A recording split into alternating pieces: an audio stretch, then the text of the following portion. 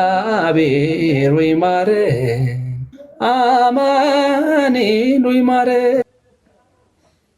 ኦኬ አንዴ አንድሽ ኦኬ እነዚህ ጋር እንዲናጥፈው እሺ ይሄን እንደዚህ ነው። ማን ነው መጽሐፍ ቅዱሳችሁን ሁላችሁም ክፈቱ። መጽሐፍ ቅዱሳችሁን የማርቆስ ወንጌል ምዕራፍ 14ን ክፈቱ። ከቁጥር 1 ጀምሮ እስከ ቁጥር 11 ያለችውን ብቻ ነው የምናነበው። 11 ቁጥሮችን ብቻ። ምዕራፍ 14 ክፈቱ። ምዕራፍ 14 እሺ የማርቆስ ወንጌል ምዕራፍ 14 ቅድም እንዳልኳችሁ ያው ቴሌግራም ላይ ያላችሁ ሰዎች እንግዲህ ታውቃላችሁ ሁላችሁም የማርቆስ ወንጌልን እያነበብን ነበር። የማርቆስ ወንጌልን እያነበብን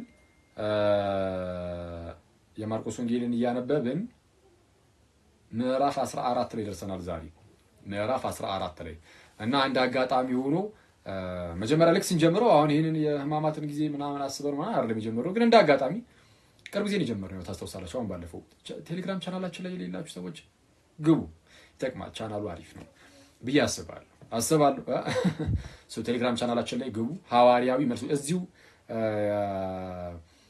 ቲክቶክ ስማችን አለ አይደል? ራሱ ልክ በዚሁ መልኩ ጻፉ። ሐመሩሃን ማለት ሀ ስትሉ ሐመሩሃ ብላችሁ ጀምራችሁ ሐዋሪ ሳይሆን ር ሐዋርያዊ መልሶች ብላችሁ ሰርች አድርጉ። ቴሌግራማችሁ ላይ ቻናል ይመጣል። ስንት ሰው ነው? ወደ 50 ምናምን ሺህ 59 ሺህ ምናምን አካባቢ ምንድነው ሰብስክራይበር ያለው 59 ሺህ ሰብስክራይበር ያለው ቻናል አለ። እዛ ላይ ግቡ እና ዛሬ ነው የምናነበው። ጧት ሁሌ ከእንቅልፋችን ስንነቃ እንግዲህ ቢያንስ ኢትዮጵያ ያለን ሰዎች የእግዚአብሔርን ቃል አንብበን ነው የምንነሳው። ለምንድነው ኢትዮጵያ ያለን ሰዎች ያልኩት? ያው በምንለቅበት ሰዓት ውጭ ያሉ በተለይ በዚህ በአሜሪካ ምናምን ያሉ ሰዎች እነሱ ጋር ነው አመሻሻ አካባቢ ነው መሰለኝ የሚለው ወይ ቀን ላይ እና እነሱ ቀን ላይ ያነባሉ ማለት ነው። እኛ ግን ጠዋት ስንነሳ ቀናችንን በእግዚአብሔር ቃል ነው የምንጀምረው። መጽሐፍ ቅዱስ አንብበን ወንጌል አንብበን ስለ ክርስቶስ አይተን ክርስቶስን እያሰብነው እንድንውል ማለት ነው። ቀን ማለት ቀናችንን በክርስቶስ ስንጀምረው ሙሉ ውሏችንም እንደዛ እንዲመስል ማለት ክርስቶስን የማሰብ ውሎ እንዲኖረን እንደዛ በማሰብ የእግዚአብሔርን ቃል አንብበን ነው የምንጀምረው ምንም አይነት ስራችንን እና እያነበብን 14ኛው ምዕራፍ ላይ ደረስን። ወይስ 14ኛው ምዕራፍ እሑድ 12ኛውን ምዕራፍ ነበር ያነበብነው ነው 11ኛው ምዕራፍ ላይ ነው። የሆሳዕና አጋጣሚ ተገጣጠመ ማለት ነው እና የሆሳዕና ሰዓት እሑድ ላይ የሆሳዕናን ያንን ታሪክ ነው የያዘውን ክፍል ከዛው ከማርቆስ ወንጌል ሲገጣጠም ኦኬ ይሄ ነገር ከሕማማቱ ጋርም እንደዚሁ ሊሄድ ይችላል በሚለው ስናየው ዛሬ ምዕራፍ 14 ከቁጥር 1 እስከ ቁጥር 11 ነበር ያነበብነው በቤተክርስቲያናችን ውስጥ የተነበበውን ክፍል ማለት ነው። ማርቆስ ምዕራፍ 14 ነበር የተነበበው እና አስታውሰን የምንውላቸውም በዋናነት ሁለት ሰዎች ይኖራሉ። ያቺ የአልባስጥሮስ ብልቃጥን ሰብራ የናርዶስ ሽቶን በጌታችን ራስ ላይ ያፈሰችውን ሴትና በጎን ደግሞ ጌታችን የካደውን የቅርቡን ይሁዳን ሁለቱን እናስባቸዋለን። ቀደም ብለን ግን ከሱ በላይ ግን ሶስተኛ ነገር ማለት ከሱ በላይ ግን የጸሐፍትንና የካህናት አለቆችን ምክር ደግሞ እናያለን። ጌታችንን ለመያዝ ማለት ነው ተማክረው ነበር። እነዚህን ሶስቱን አይተን ነው በቃ የምንጨርሰው አለቀ። ስለዚህ ብለን እናንብበው። እሺ የማርቆስ ወንጌል ምዕራፍ 14 ቁጥር 1 ባሮኪ አንተ አንብበህልን ቢሆን ምንኛ ደስ ባለን ነበር ትላለህ። ንባብን ባሮኪ አንብባት ነው የሚባለው በነገራችን ላይ እና ኤኒዌይስ ስለዛ የኔን ድምጽ በደንብ እንዳሰቡት እናንተ ድምጻችሁን ጮክ አድርጋችሁ ከኔ ጋር አብራችሁ አንብቡ። ማርቆስ ወንጌል ምዕራፍ 14 አውጥታችሁ አላል መጽሐፍ ቅዱሳችሁን ጋይስ መጽሐፍ ቅዱሱን ያላወጣ ክርስቲያን አይኑር ትላለህ። እሺ አትሊስት እንትን አድርጉ ስልካችሁ ላይ ማለት ነው። ይሁን ያው ለምሳሌ ስልኬ ላይ ነው አክቹዋሊ አሁን ያዝኩት ስልካችሁ ላይ ያዙና እንዲህ ይላል። ሶስት ሐሳቦችን ብቻ ነው የምሰጣችሁ ሙሉ በ11 ቁጥሮች ውስጥ። የመጀመሪያው ሐሳብ ከሁለት ቀን በኋላ ይላል ቁጥር 1 ከሁለት ቀን በኋላ ፋሲካና የቂጣ በዓል ነበረ። ከሁለት ቀን በኋላ ፋሲካና የቂጣ በዓል ነበረ። ፋሲካና የቂጣ በዓል ነበረ። የካህናት አለቆችም ጻፎችም እንዴት አድርገው በተንኮል እንደሚይዙትና ጌታችን ኢየሱስን እንደሚገድሉት ይፈልጉ ነበር። እንዴት ሊይዙትና ማለት እንዴት እንደሚይዙትና እንደሚገድሉት ይፈልጉ ነበር።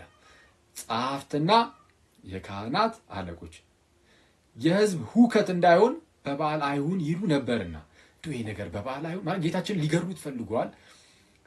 ጌታችንን ሊገድሉት ፈልገዋል ጸሐፍትና የካህናት አለቆች ማለት ነው። ግን ደግሞ እንደው ሁካታ እንዳይፈጠር በበዓል አይሁን እንዴ እያሉ እየተነጋገሩ ነው። ይሄ ነገር እየመከሩ ያሉት መቼ ነው?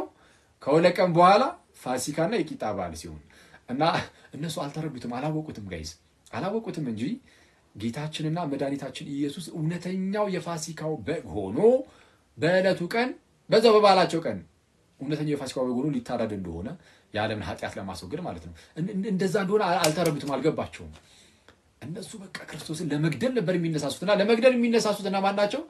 የአይሁድ መሪዎች፣ ጸሐፍት፣ የካህናት አለቆች ምናምን እርስ በእርሳቸው አይስማሙም። በዚህ እንደሱ ራሳቸው አይሁዳውያን እርስ በእርሳቸው ራሱ ሁለቱን አቅርበህ እስቲ አውሩ ብትላቸው አንዱ ከአንዱ ጋር በጥፊ የሚገጫጭ አይነት ትምህርትን ይዘው ግን በጌታችን በክርስቶስ ኢየሱስ እንዴት አድርገን እናጥፋው፣ እንዴት አድርገን እንግደለው ብለው ሲማከሩ እናያለን። እና አንድነታቸው ሲመጣ እናያለን። ክርስቶስን ማጥቃት ላይ ሲሆን፣ ጌታችን ኢየሱስን መግደል መያዝ ላይ ሲሆን፣ ፈሪሳውያኑና ሰዱቃውያኑ ሁለቱም አይሁዳውያን ናቸው፣ ግን በአይሁዳውያን ስም ቢጠሩም አንድ አይነት አይደሉም። ሰው ሁለቱ ተባብረው ይመጡብሃል። እርስ በርስ የሚጣረሱ ሆነው ግን ጌታችን ኢየሱስን ለመግደል ሲሆን አንድ ሆኖ ይመጣሉ እና ይሄ የጠላት ወዳጅ አይነት ስታፍ ማለት ነው። ይቅርታ አሁን በዚህ ቀን ስማችሁን ባላነሳ ደስ ይለኝ ነበር፣ ግን አሁን ለምሳሌ በፕሮቴስታንት ውስጥ አሁን ያው ሚዲያ ላይ ከሚታዩ አንጻር ብቻ አድርጋችሁ ሰብት ያው መሬት ላይ ያላችሁ ፕሮቴስታንቶች ያዛሉትና እሺ ሚዲያ ላይ ከሚታዩ አንጻር ብለን እንውሰደውና ኦኬ አክቹአሊ መሬት ላይ ያለው ነው ሚዲያ ላይ የሚገለጠው ምንድነው? ቤተክርስቲያንን በጣም ለማጥቃት የሚሞክሩ ፕሮቴስታንቶች አሉ። አሁን እየጠፉ ነው። አክቹአሊ እየጠፉ ነው ስል ሰዎቹ እየጠፉ ነው ማለት አይደለም። ሰዎቹ ይኑሩልን። እሺ ፕሮቴስታንት ወንድሞቻችን ጌታ ይጠብቅልን፣ ከክፉ ነገር ሁሉ ጠብቆ ያኑርልን። አስተምህሯቸውን ነው እኛም አንወደው፣ አስተምህሯቸውን አንወደውም፣ ግን ሰዎቹን በጣም እንወዳቸው። ኤኒዌይስ ቤተክርስቲያንን ለማጥቃት ሲሆን የተለያየ እምነት ያላቸው ፕሮቴስታንቶች አንድ ሆኖ ሲመጡ ልታቸው ትችላለን። ማለት እርስ በርስ እኮ እንዲሆኑ ሊሆኑ ይችላሉ። ማለት በቃ አደገኛ ሊያዙ ይችላሉ። በትምህርት ስታልክ ስታነሳባቸው ልክ አንዱ ለምሳሌ ድህነት ላይ የሆነ ይሄ እንደው ጥምቀት ያድናል ይልና አንዱ ጋር ስትሄድ ምን ጥምቀት አያድንም ብሎ ሁለት ተቃራኒ ነገር ወይም ነው ከዚህ ቀደም በጣም መፋጫ የሆኑ ነገር እንደው ኢየሱስ ለዓለም ሁሉ ሞቷል ሲል አንዱ ደግሞ ኧረ የለም ለዓለም ሁሉ ኢየሱስ አልሞተም የሚል ፕሮቴስታንት አለ። በዚህ ታውቃላችሁ አይደል? ለዓለም ሁሉ አልሞተም። የሞተው ለተወሰኑ ለመረጣቸው ሰው ማለት ጥቂት የሆኑ የመረጣቸው ሰዎች አሉ።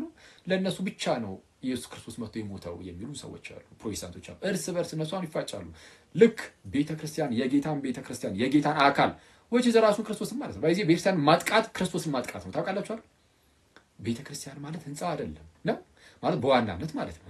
እሱም ቤተክርስቲያን እየተባለ ይጠራል። ግን በዋናነት ቤተክርስቲያን ማለት የምእመናን አንድነት ህብረት፣ የአማኞች ህብረቱ የአንድነት እርሱ ነው እና እርሱ ደግሞ የኢየሱስ ስጋ ተብሎ ተጠርቷል። የክርስቶስ አካል ወይም ስጋ ተብሎ ተጠርቷል እና ያንን የክርስቶስን ስጋ መታ አታክ ማድረግ ወይም የክርስቶስን አካል መታ አታክ ማድረግ ክርስቶስን አታክ ማድረግ ነው።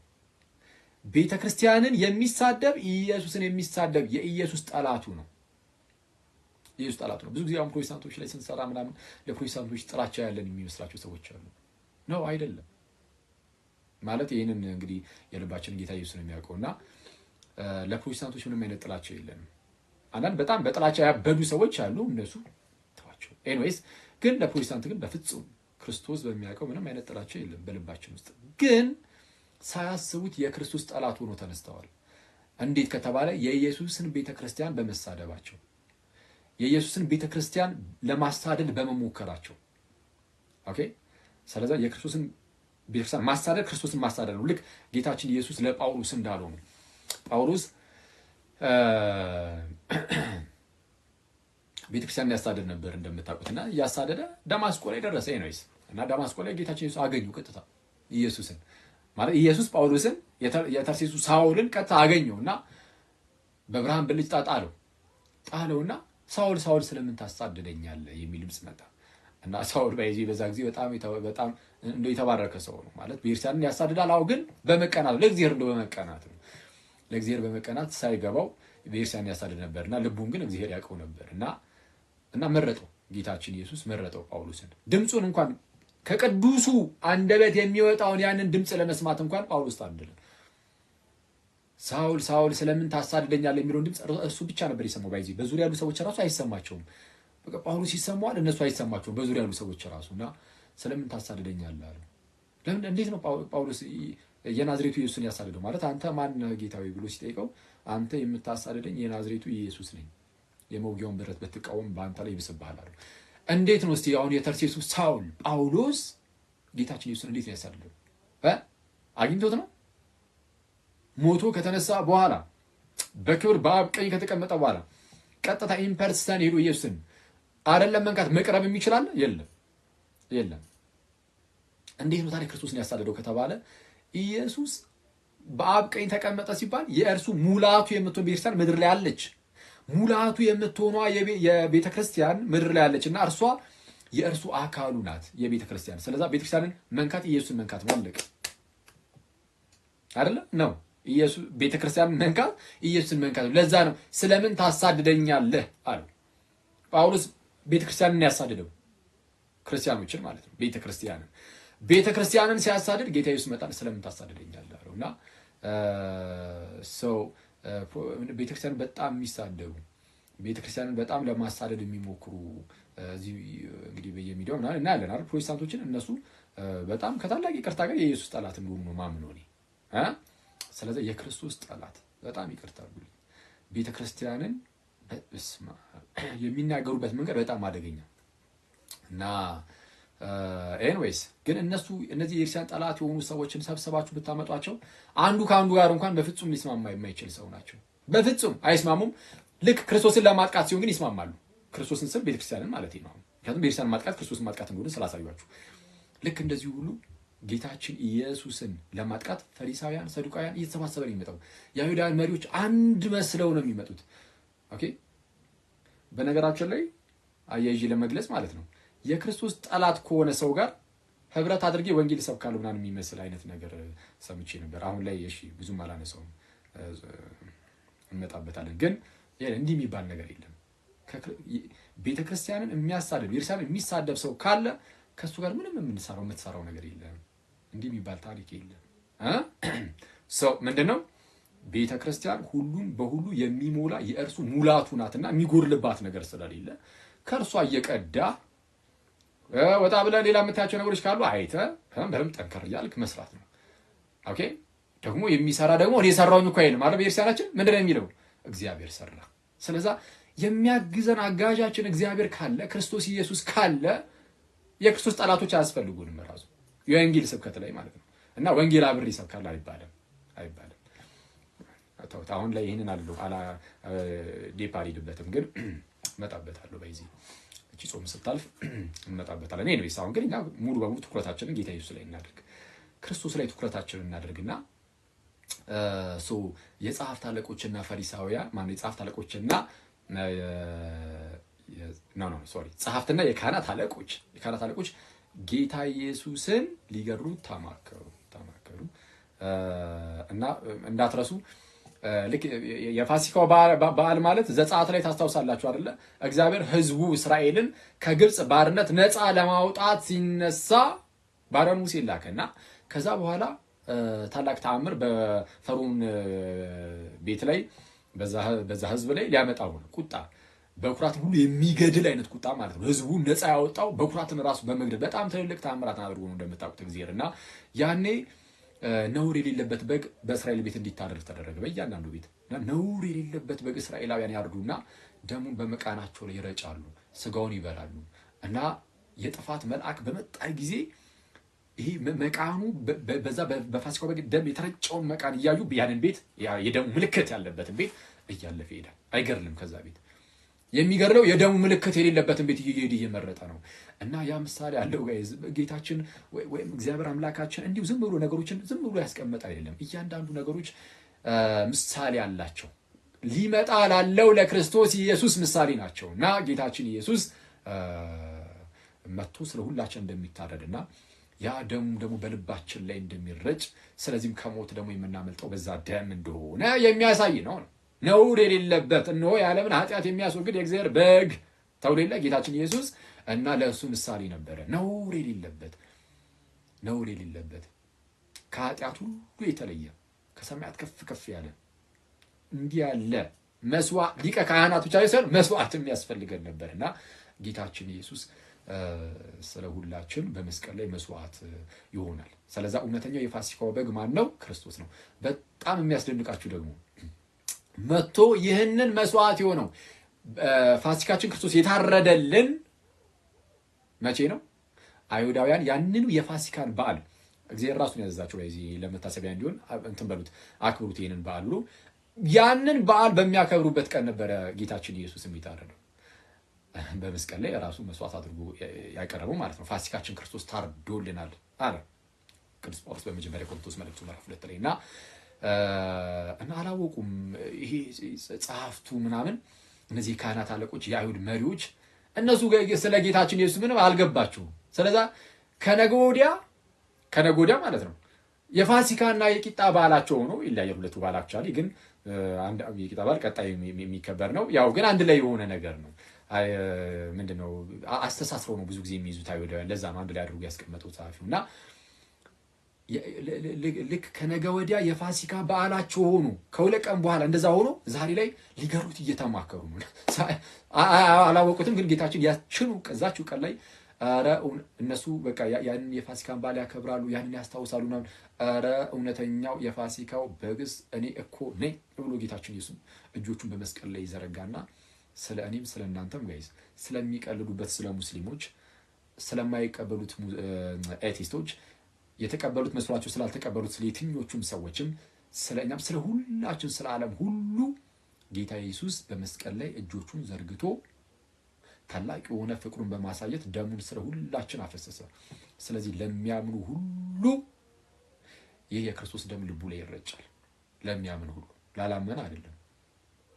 ለሚያምን ለሚጠመቅ ሁሉ የክርስቶስ በዛ ጥምቀት ውስጥ የክርስቶስ ደም በልቡ ላይ ይረጭና ከዛ በኋላ ከሞት ያመልጣል ማለት ነው። እና ህዝቡ ነፃ ያወጣው በዛ መልኩ ነበረ። እኛም አሁን ነፃ የምንወጣው በዚህ በክርስቶስ የፋሲካ በግ በሆኑ በጌታችን በክርስቶስ ኢየሱስ ነው። እና ህዝቡ ለዛ ተማከሩበት።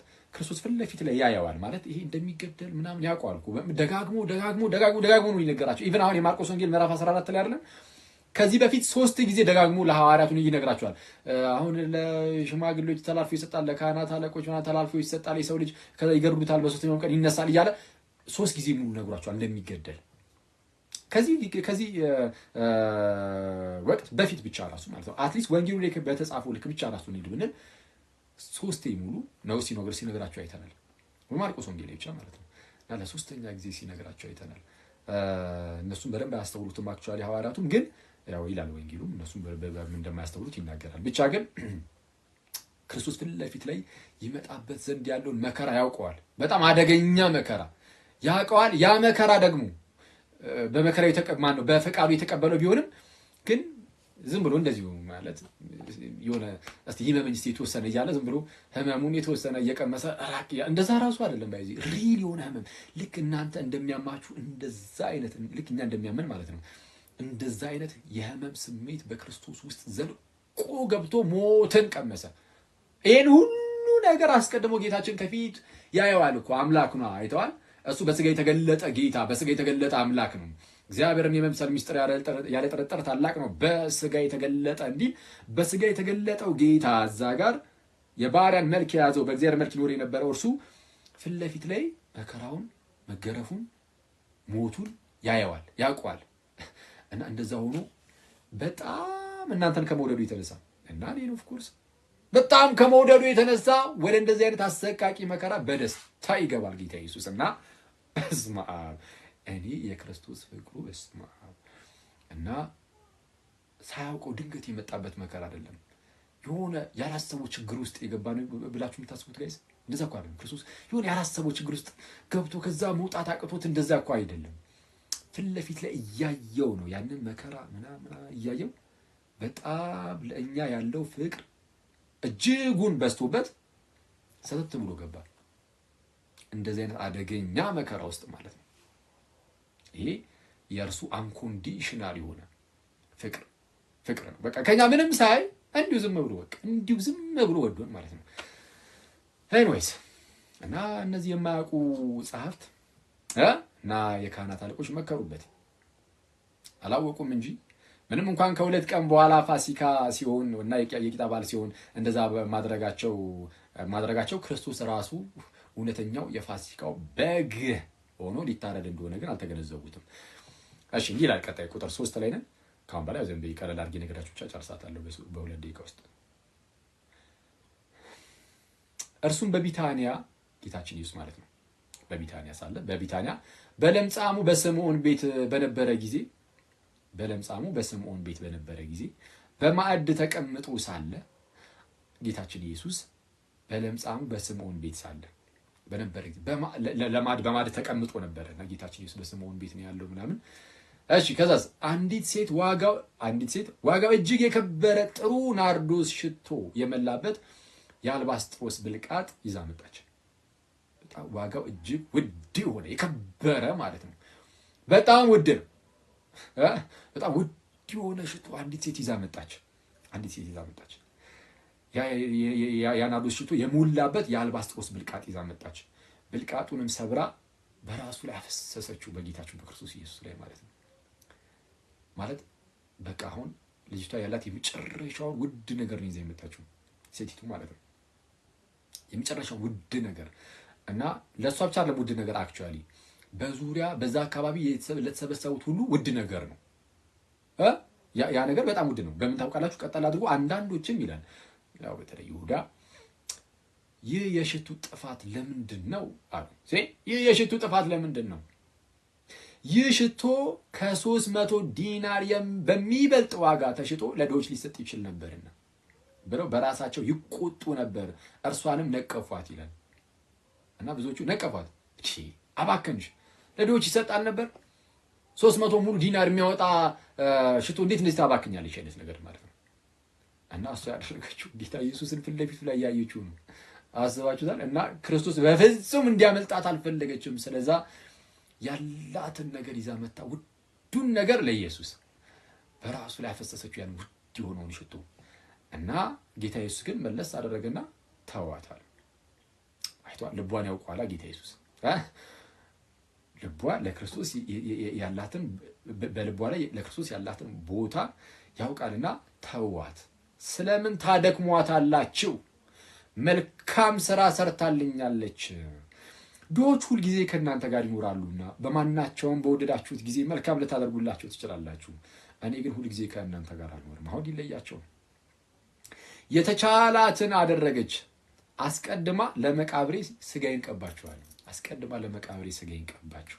እውነት እላችኋለሁ አለ። እንደውም ጌታ ኢየሱስ እንደውም ይገርማችሁ ነው። እውነት እላችኋለሁ ይህ ወንጌል በዓለሙ ሁሉ በሚሰበክበት በማናቸውም ስፍራ እርሷ ያደረገችው ደግሞ ለእርሷ መታሰቢያ እንዲሆን ይሄ ይነገራል።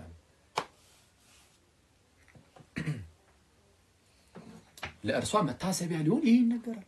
ይህ ወንጌል በሚነገር የጌታ ወንጌል በሚነገርበት ቦታ ሁሉ ለእርሷ መታሰቢያ ደግሞ ይህ አሁን ያደረገችው ደግሞ አሬ ይነገር። ስለዚህ አራቱም ወንጌላውያን ስለዚህ ይጽፋሉ። አራቱም ወንጌላውያን ማቴዎስ፣ ማርቆስ፣ ሉቃስ፣ ዮሐንስ እና ይህቺ ሴት በጣም ለሁላችን ትልቅ ምሳሌ መሆን የምትችል ሰው ናት፣ ሴት ናት። ምንድነው እሷ ጋር ያለውን ውዱን ነገር በቃ እሷ አሁን እያደረገች ያለችው ፍቅሯን እየገለጸች ነው። ራይት በቃ ፍቅሯን የመጨረሻ ለክርስቶስ ያላትን ፍቅር በምን ገለጸች? ብድግ አድርጋ መታ ያንን ውድ የሆነውን ሽቶ በራሱ ላይ በጌታችን ራስ ላይ አፈሰሰች።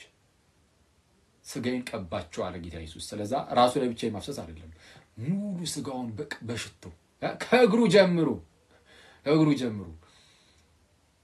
እና በሽቶ ቀባቸው። አሁን ልክ እኛም በህይወታችን ልክ እንደዚህ ነው ልናደርግ የሚገባው። ውስጣችን ያለ የምርም ፍቅር ካለ በክርስቶስ ላይ እንግዲያውስ እናፍስሰው።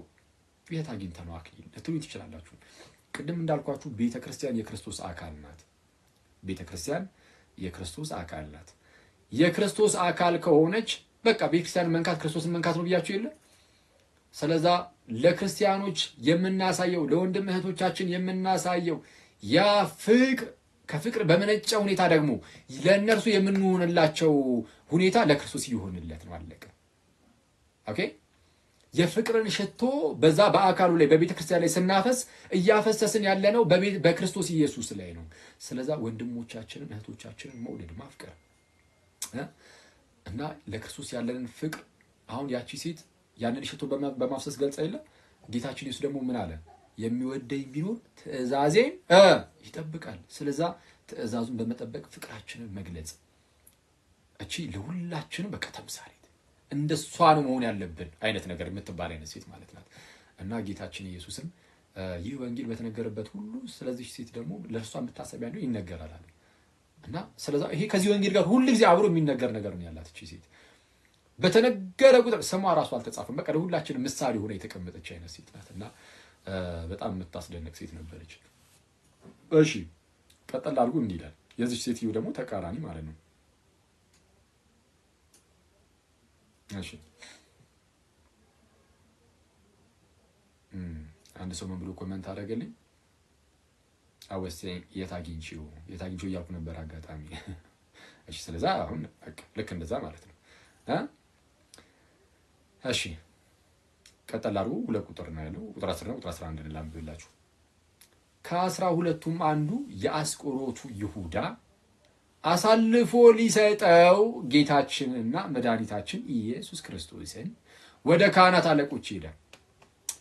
የአስቆሮቱ የሆነው ይሁዳ ጌታ ኢየሱስን አሳልፎ ከ12ቱ አንዱ ነው ራሱ አይደል? ከ12ቱ አንዱ የሆነው የአስቆሮቱ ይሁዳ ጌታችን ኢየሱስን አሳልፎ ሊሰጠው ወደ ካህናት አለቆች ሄደ። እና ልክ ሲሰሙ ማለት የካህናት አለቆች ማለት ሲሰሙ ደስ አላቸው። ብርም ይሰጡት ዘንድ ተስፋ ሰጡት። በቃ ብርም እንሰጣለን፣ በሚመች ጊዜም እንዴት አድርጎ አሳልፎ እንዲሰጠው ይፈልግ ነበር። ሌላ አድርጎ የሚመች ሰዓት በቃ መጠበቅ ጀመረ። ቆይ እስቲ በየትኛው ሰዓት ልሂድበት፣ በየትኛው ሰዓት አሳልፌ ልስጠው ማለት ጀመረ ማለት ነው ይሁዳ። ስለዚህ ነገም ጌታ ይፈቅድልን ላይ እንገባለንና የምንማማረው ላይ እንዴት አመቻችቶ እንዳሳልፎ እንደሰጠው ደግሞ ነገር ምንድነው ማለት ነው። እና ይሁዳ ግን ተመልከቱ ጋይስ፣ ሁለቱም አይነት ሰዎች በክርስቲያናችን ውስጥ አሉ። የትናይቱ ከላይ ያለችው ያቺ የናርዶስ ሽቶን ይዛ መታ በጌታችን ላይ ያፈሰሰችው አይነት ሴትም ልክ እንደዚህ እንደ ይሁዳ አይነት ሰው፣ ሁለቱም አይነት ሰዎች በቤተ ክርስቲያን ውስጥ ይኖራሉ። ያቺ ልቧ በጣም በፍቅር የተሞላ በቃ ልቧ ውስጥ ያለው ፍቅር የሆነ፣ ይሄኛው ደግሞ ይሁዳ የክርስቶስን ፍቅር አንዴ ከቀመሰ በኋላ በክርስቶስ ኃይል አጋንንት ምናምን ካወጣ በኋላ እንደዚህ ስልጣን እንኳን ተሰጥቶት ማቴዎስ ወንጌል ምዕራፍ 10 ላይ እንዲህ ያለ ኃይልን እንኳን ተቀብሎ ነበረ። እንዲህና እንዲያ ካደረገ በኋላ ከክርስቶስ ጋር አብሮ ብዙ ከተጓዘ በኋላ የሆነ ሰዓት ላይ ጌታችን ኢየሱስን ካዱ። ጌታችን ኢየሱስን አሳልፎ ለመስጠት በቃ ልቡ ተነሳሳ ማለት በጣም ለክርስቶስ ቀርቦ እሱ ነበረ፣ ይሁዳ ነበር ከዛ ሴት ይልቅ። ምክንያቱም ከ12ቱ አንዱ ነው እና ቅርቡ የነበረውን ኢየሱስን የሆነ ጥቅም አሳጣው። ልቡ ውስጥ የነበረው ክፋት አሳጣው። ልቡ ውስጥ የሞላው አጋንንት ክርስቶስን ልባችን ውስጥ የሚሞላው ክፉ የሆነ ነገር ክርስቶስን ሊያሳጣን ይችላል። ጌታችን ኢየሱስን እንድናጣው ሊያደርግ ይችላል። አሁንም ድረስ በነገራችን ላይ አንዴ ክርስቶስን ከተቀበልን በኋላ በውስጣችን ክርስቶስ ኢየሱስ አለ አይደለኛ? እና በውስጣችን ያለውን ጌታን እርሱን ክርስቶስ ኢየሱስን ሊያሳጣ የሚችል ብዙ ነገር አለ። ሰይጣን ልክ እንደ ይሁዳ ግዴታ ገንዘብን ማፍቀር ምናምን ብቻ አይደለም። በቃ ይሁዳ ገንዘብን ወደደ። ከዛ በኋላ የፈጠነ እንዴት አድርጌ በምን ሰዓት ነው ላስይዘው የሚለው የሚመቻችለትን ሰዓት ወዲያውኑ ፈጠን ብሎ መፈለግ ጀመረ፣ አስያዘው። እና ነሰሰርሊ የገንዘብ ብቻ አይደለም፣ ውስጣችን ያለውን ጌታችን ኢየሱስን ዝሙት ሊያስጠለን ይችላል። ለዝሙት ያለን ፍቅር ክርስቶስ ኢየሱስ ውስጣችን ያለውን ክርስቶስ ኢየሱስን እንድናጣው ሊያደርግ ይችላል። ስለዚህ ግዴታ በገንዘብ የመደለል ጉዳይ ብቻ አይደለም። ሰው ኃጢአትን በጣም የሚጠጋት ከሆነ ለዛ ኃጢአት ባሪያ ይሆንና ጌታን ግን አሳልፎ ይሰጣል። ስለዚህ ውስጣችን ያለውን ኢየሱስን አሳልፈን እንዳንሰጥ በጣም መጠንቀቅ አለብን። በጣም በሌላ ነገሮችን ውስጣችን ፍቅር ከሌለ፣ ክፋት ካለ፣ ተንኮል ብቻ ካለ አንዳንድ ጊዜ ልባችን ውስጥ በቃ ዝም ብሎ ተንኮል ብቻ ሊታጨቅ ይችላል። ባልሆነው ነገር ምናምን ነገር እያንዳንዱ የምናደርጋቸው ነገሮች ከተንኮል የሚመነጩ ሊሆን ይችላል። ይሄ በጣም አደገኛ ነው። ውስጣችን ያለው ትህትና ሳይሆን ትዕቢት ከሆነ ውስጣችን በትዕቢት በተሞላ ቁጥር ክርስቶስ ከፍ ያለ ነው። ትዕቢት ደግሞ የሚጥል ነው። ትዕቢት እየጣልን ክርስቶስን አሳልፈን በቃ ዝም ብለን እንድንተው ያደርገናል። ስለዛ ልባችን በትዕቢት ሊሞላ ይገባል። ልባችን ውስጥ ትህትና ሊኖር ይገባል። ልባችን በጥላቻ መሞላት የለበትም፣ ይልቁንም በፍቅር እንጂ። ልባችን በየዋህነት በገርነት ሊሞላ ይገባል እንጂ በተንኮል ሊሞላ ይገባል። ለወንድሞቻችን ካልራራን ምናምን በቃ አስቸጋሪ ነው። በዙሪያችን ላሉ ርህራሄን፣ የዋህነትን፣ ገርነትን ማሳየት በተለያየ በዕለት ተዕለት ህይወታችን ውስጥ ማለት ነው። ከዛ በኋላ በእኛ ውስጥ ያንን የዋህነት፣ ገርነት፣ ትህትና ምናምን አይተው ሰዎች ክርስቶስን እንዲያዩ ማለት ነው። ክርስቶስን በእኛ ውስጥ ማየት ጭራሽ የማይቻል ከሆነ ምናልባት ክርስቶስን እያጣነው ሊሆን ይችላል። ሳናስበው በህይወታችን ክርስቶስን ልናጣው እንችላለን። በህይወታችን ውስጥ ክርስቶስ የማይታይ ከሆነ ጭራሹን እንግዲያውስ በጣም መጠንቀቅ አለብን። የቆመ የሚመስለው እንዳይወድቅ ይጠንቀቅ ይላል ቅዱስ ጳውሎስ በመጀመሪያ ቆሮንቶስ መልእክቱ ምዕራፍ 10 ላይ።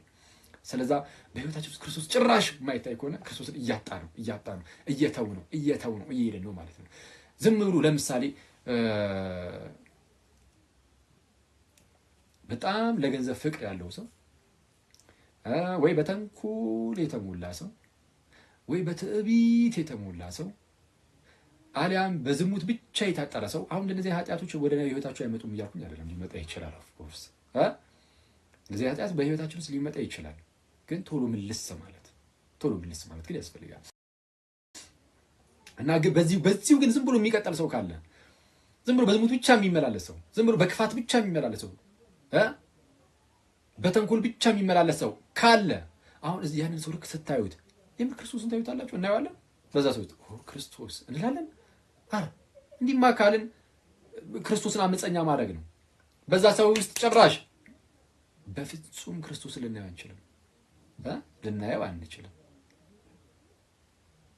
ክርስቶስ የሚታየው በአነጋገራችን አይደለም፣ በህይወታችን ነው። በአነጋገራችን ሳይሆን ክርስቶስ የሚታየው በአነጋገራችን ነው። ይሄ ሰው እንትን ነው ጥድፍ ይላል ሲያወራ ምናምን ስለተባለ አይደለም። ይሄ ሰው ምን ይስቃል ይቀልዳል ምናምን ስለተባለ አይደለም። ይሄ ሰው በጣም ተረጋግቷል ስለተባለም አይደለም። ክርስቶስን የሚሰብከው የምንናገርበት መንገድ አይደለም። አክቹአሊ የምንናገርበት መንገድ የጋጥ ወጥነት መሆን የለበትም፣ በጣም የወጣ መሆን የለበትም። ኦፍ ኮርስ ግን ህይወት ነው ክርስቶስን የሚሰብከው። ክርስቶስን የሚሰብከው ምንድነው? ህይወት።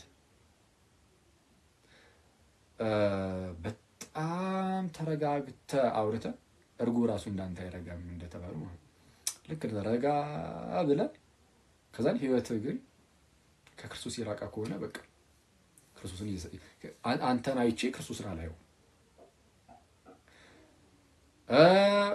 ግን ደግሞ ልክ የሆነ በጣም ሲምፕል የሆነ ሰው ሆኖ ሲምፕል የሆነ ሰው አይታችሁ ምናምን አንዳንድ ጊዜ ማለት ነው እንደዚህ አይነት ሰዎች አሉ። በቃ በጣም ሲምፕል የሆነ ሰው ይሄዳል ምናምን ይጫወታል ይስቃል ምናምን፣ ግን በህይወቱ በልብ ውስጥ ላይ ግን ክርስቶስ ሊነግስ ይችላል። እሰይ በቃ ይሄም ጥሩ ነው። እንደዛ ለመሆን ሞክሩ። እንደዛ ለመሆን እንሞክር። የምትስቁ የምትጫወቱ ምናምን ያው አሁን ከምንኖርበት ሁኔታም አንፃር እንደነዚህ አይነት ነገሮች ያሉ ናቸው። ይጫወታል ይስቃል ምናምን፣ ግን በልቡ ላይ ግን ክርስቶስን ማድረግ አለበት። በልባችን ላይ ግን ክርስቶስን ማድረግ አለበት። እንደዛ ማድረግ አለብን። ነሳሳሪ ደግሞ ግዴታ እንደዚህ አድርጉ ምናምን ፈታ በሉ ተጫወቱ ምናምን ያልኩኝ አይደለም፣ እንደሙዳችሁ። ግን እንደዛ ብትሆኑ ግን ችግር የለውም። ቢያንስ ግን በዛ ውስጥ ክርስቶስን ማየት ካላዩ ክርስቶስን ሪስክ ውስጥ ነን። ክርስቶስን ማሳየት ካልቻልን ክርስቶስን እየተውነው ሊሆን ይችላል። ልክ እንደ ይሁዳ ገንዘብ ተቀበለና ክርስቶስን ተወ። እኛ ደግሞ የሆነ ተንኮል ወደ ልባችን ሲገባ ውስጣችን ያለው ክርስቶስን እያስወጣን፣ የሆነ ትዕቢትን ወደ ልባችን ስናስገባ ልባችን ላይ ያለውን ክርስቶስን እያወጣን፣ የሆነ ዝሙታዊ ነገሮችን ወደ ልባችን ስናስገባ ክርስቶስን እያወጣን እያለ ክርስቶስ ትውት ያደርገንና በቃ ፌክ ይሆናል። ለማሳየት ብንሞክርም ፌክ ነው የሚሆነው እና አስቸጋሪ ነው። ጌታ ኢየሱስ ደግሞ ይርዳን። ቅድም የሰማነው መዝሙር ላይ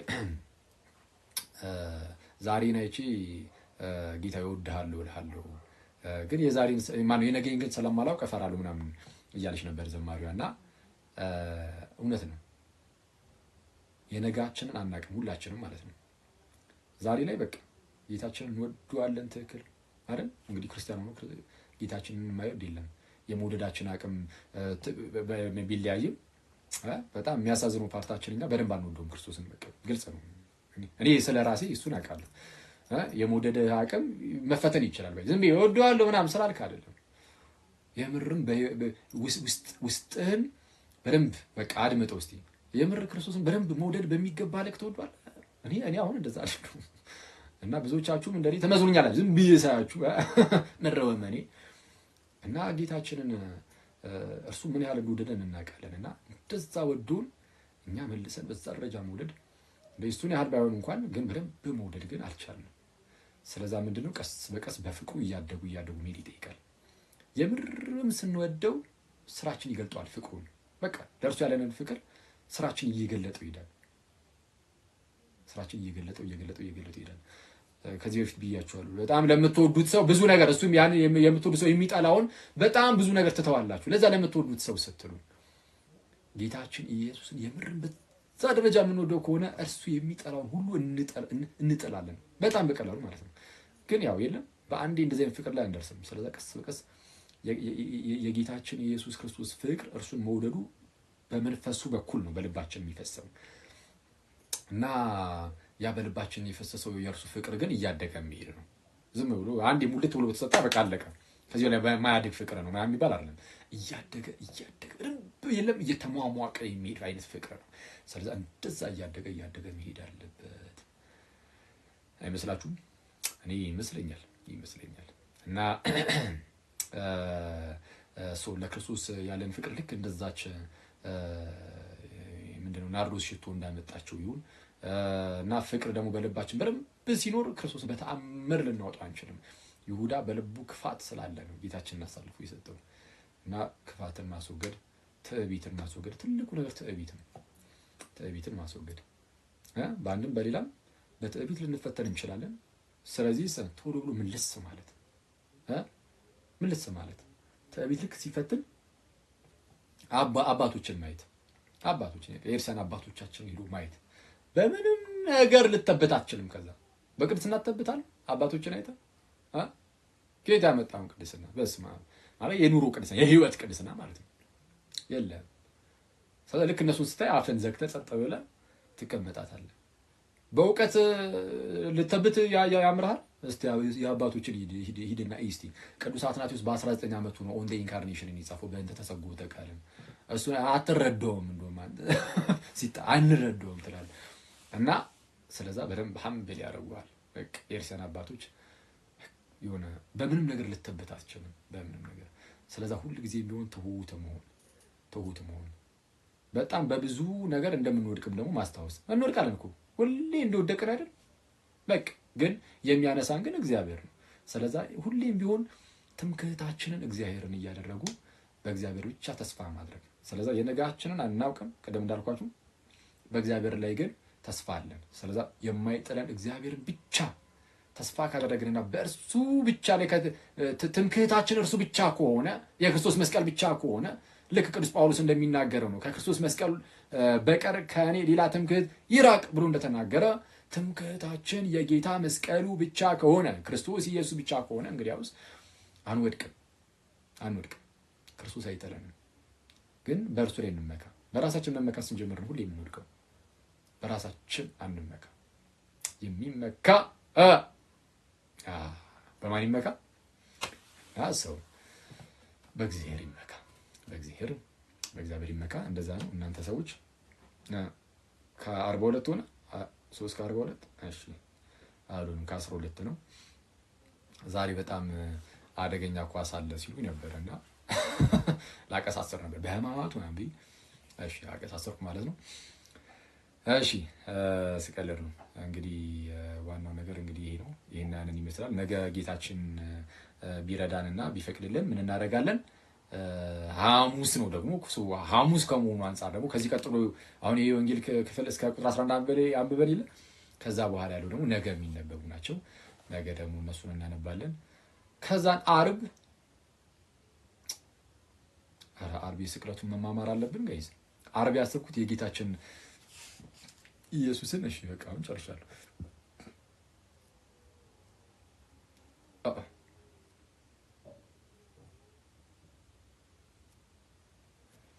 እሺ የጌታችን ኢየሱስን የስቅለት ፊልም ለማየት ነበር ያሰብኩት። ማለት አርብ ምን ታስባላችሁ? እቅ ሰብሰብ ብለን ምናምን አርብ ከቤርሳን በኋላ ቁጭ ብለን የጌታችንን የስቅለት ፊልም ብናይ ምናምን አሪፍ መሰለኝ። እና ግን ብንማማር ግን ደግሞ አሪፍ ነው። ግን እስቲ ቆይ የስቅለቱን ፊልም እናያለን። ስቅለት ላይ እንዴት ነው? ቆይ እስቲ ስቅለቱ ላይ ብንማማር በጣም ደስ ይለኛል። አንዳንድ ሰዎች ታውቃላችሁ አይደል? በጣም በድፍረት ኢየሱስ አልተሰቀለም የሚሉ ሰዎች እኮ አሉ። ኢየሱስ አልተሰቀለም የሚሉ ሰዎች አሉ። አልሰቀሉትም፣ አልገደሉትም፣ ግን ለነርሱ ተመሰለባቸው የሚል አለ።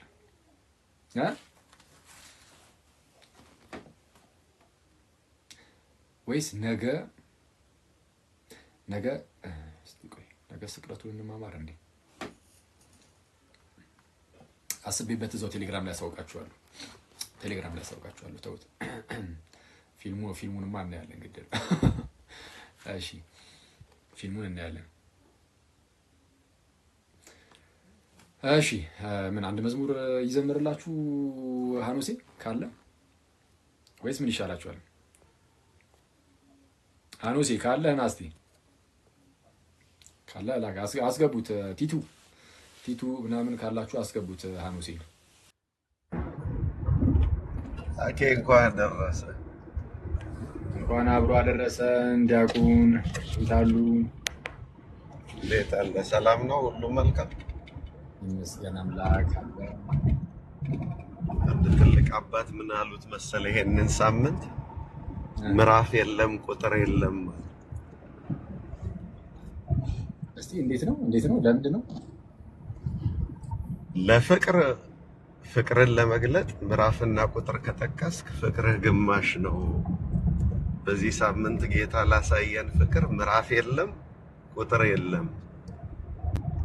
ማርቆስም ማቴዎስም ሉቃስም ዮሐንስም አቅም ቢያጡ ነው ምዕራፍና ቁጥር የጻፉለት እንጂ ለሆነው ነገር ምዕራፍም የለም ቁጥርም የለም፣ ዝም ብሎ መተረክ ነው ይሉ ነበር።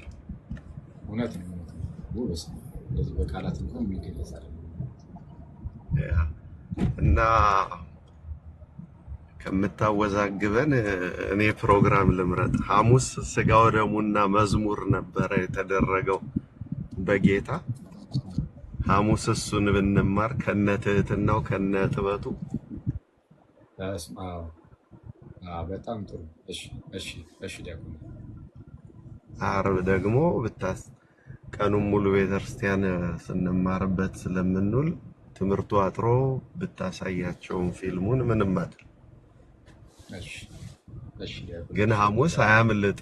ስጋው ደሙ መዝሙሩ የጌታና የሐዋርያት ዝማሬ እና እግረ ጥበቱ አያምልጥ። እንዲህ አድርጉ ብትል እንዲህ አድርጉ። እኔ ካደረኩት እናንተ ያኔ እየነገረኝ ነበረ። ይሁን አንድ አባት ነግረውት፣ አንድ የገዳም አባት እና በጣም ገርሞኝ ነበረ። ምን አሉ? ውስጣችሁ ያለ ትዕቢት ካለ በጣም እንደው ትሁት እንድትሆኑ የሰውን እግር እጠቡ አለና ነገር እና ዝም የኮንተምፕሌት እያደረጉ እነዚህ ነገር ላይ ዝም እያብሰለሰቱ ቁጭ የቤት ውስጥ እና በጣም የሚገርም ነገር ነው። ጋይዚ መጀመሪያ ሰማው ብዬ ነበር፣ ግን በጣም ሴንስ ይሰጣል። አስባችሁታል? ዝቅ ብላችሁ የሰውን እግር ስታጥቡ ማለት ትልቅ ሳታስቡት ራሱ እናንተ ራሳችሁም ትሁት እየሆናችሁ የምትሄዱት ሳታስቡ ማለት ትህትናው በደንብ ወደ ውስጣችን እየገባ ይሄዳል። በዛ ላይ ጌታችን ኢየሱስ ነው ይህን ያደረገው ማለት ያውም እርሱ ጌታ ሲሆን እግራችሁን ካጠብኳችሁ ያለው እሱ ራሱ ጌታ ስሙን እግራችሁን ካጠብኳችሁ እንግዲያውስ እናንተ እርስ በርሳችሁ እንዲሁ አድርጓል። እና እኛ ታላላቆቻችን ምናምን ነው ብዙ ጊዜ ካደረግነው የምናደርገው፣ ጌታ ታላቁን የባሪያዎቹን ማለት ነው። እና ሳንመርጥ የትልቆቹንም የትንንሾቹንም እንደዛ ማድረግ ብንጀምር በጣም አሪፍ ነው። ዝም ብዬ እንደ ሀሳብ እንደው ባስማጠር እና የምሬ ነውና አይ በጣም ጥሩ ነው። እዚህ ወደ ላሊበላ ነው ግሽ አይ ቲንክ ላሊበላ ስትሄድ የሆነ አንዲት የገጠር ከተማ አለች እና ወደ ላሊበላ ተጓዦቹ ባሱ ማለፍ አይችልም። ያስቆሙሃል፣ ትወርዳለህ። ከዛ በኋላ ሰንበት ተማሪዎቹና ካህናቱ የጠቅላላ የመጣውን ሰው እግር ያጥባሉ። የሚገርም የጠቅላላ ከባሱ ወርደ እንዳለ ነው እግራቸውን የሚያጥቧቸው እና በጣም ትሁት ያደርጋል። ወደዚህ ወደ ላሊበላ ስትሄድ በጉዞ ማህበር 4-5 ባስ ያስቆሙና አስወርደው አጥበው ምሳህን አብልተው ለመንገድ ስንቅ እንዲሆን ሸንኮራ ሰጥተው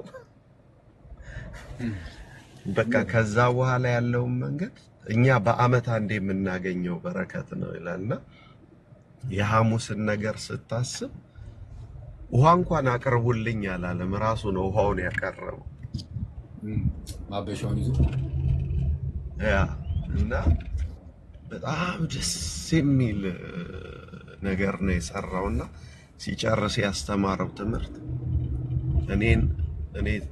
እኔ እንዲህ ካደረኩ እናንተ ደግሞ እንዲሁ አድርጉ ሲል ከዛ በላይ ሌላ ስብከት የሚያስፈልግ አይመስለኝም። እና እሱን ባታሳልፍ ደስ ይለኛል።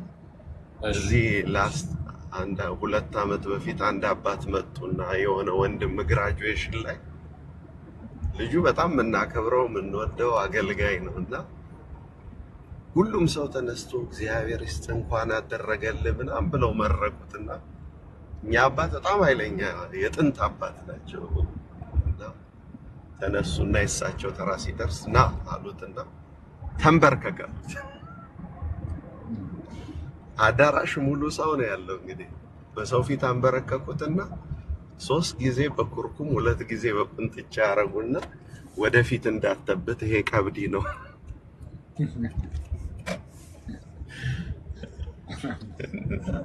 አሁን እቺ ሰማዕትን ምስጋና ይዘ ወደፊት እንዳተበት ይሄኛውን አስተውስ ብለው ተንበርከክ ብለው ንግግራቸውን ቀጠሉና በህይወቴ በጣም የተማርኩበት ነገር ስለሆነ ነገ የትህትና ቀን ነውና ቀብዲ ብታስተምረን ጥሩ ነው ብዬ ነው። እሺ ዲያቆኔ በቃ እንሄድበታለን። እግዚአብሔር ይርዳን።